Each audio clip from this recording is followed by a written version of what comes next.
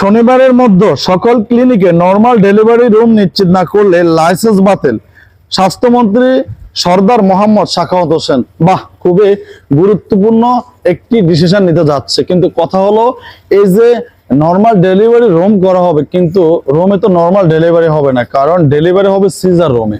এটা নিশ্চিত করতে হবে, এটা তদারকি করতে হবে, এটা দেখভাল করতে হবে, এবং নরমাল ডেলিভারি রুমের পাশাপাশি অভিজ্ঞ ডাক্তার নিয়োগ দিতে হবে।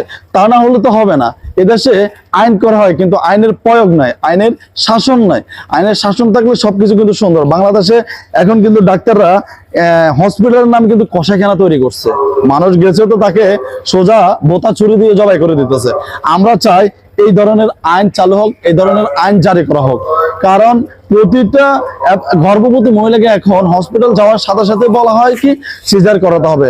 বাচ্চা না হয় বাচ্চার মা দুজনের একজন মারা যাবে, বাচ্চার পানি শুকিয়ে গেছে, বাচ্চা বাঁকা হয়ে গেছে, একটা না একটা আতঙ্কিত কথা বলে তাদেরকে আতঙ্কিত করে তাদেরকে সিজার রুমে নিয়ে যায়। কিন্তু এই জিনিসটা থেকে আমাদেরকে বেরিয়ে আসতে হবে।